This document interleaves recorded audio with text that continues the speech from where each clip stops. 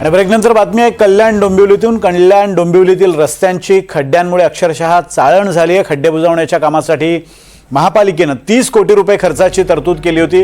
काही दिवसांपूर्वीच कल्याण शेड रस्त्यावर खड्ड्यांमुळे एकाचा मृत्यू झालाय। त्यामुळे प्रशासन करतंय काय असा संतप्त सवाल नागरिकांकडून उपस्थित केला जातोय।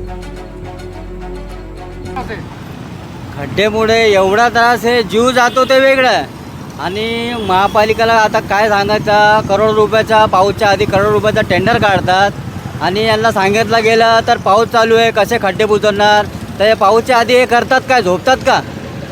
याच्या खड्ड्यामुळे लोकांचा जीव चालला आहे, कोणाचा कमरामध्ये दर्द आहे, मानामध्ये दर्द आहे। या खड्ड्यांबद्दल मला काही कल्याण डोंबिवली महानगरपालिका क्षेत्रात खड्ड्यांमुळे रस्त्यांची अक्षरशः चालन झाली आहे। हे खड्डे पावसाळा आधी भरले पाहिजे यासाठी कल्याण डोंबिवली महानगरपालिकेकडून 30 कोटीची तरतूद करण्यात आली होती आणि 19 कंत्राटदारांना हे काम विभागून देण्यात आले होते।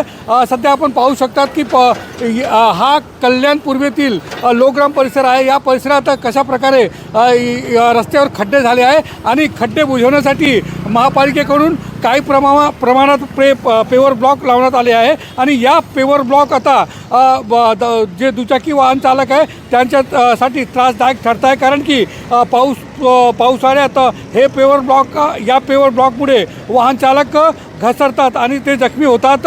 कल्याण शीड रस्त्यावर रोहन शिंगारे या तरुणाच्या खड्ड्यामुळे मृत्यू झाला आणि त्यानंतर महापालिका आणि संबंधित जेवढे प्रशासन आहे त्यांच्या अधिकाऱ्यांना प्रश्न विचारणे गेले, परंतु आता पावसाळा कमी झाला आहे तरी पण KDMCचे अधिकारी खड्डे बाबत काही त्यांच्या गांभीर्य दिसत नाही आणि या खड्ड्यांमध्ये वाहन चालकांच्या आणि नागरिकांचा प्रवास सुरू आहे आणि एक व्यक्तीचा जीव गेला आहे। आणखी किती लोकांचा जीव KDMC आणि जे संबंधित प्रशासन आहे त्यांना पाहिजे असा संतप्त सवाल नागरिकांकडून केला जात आहे।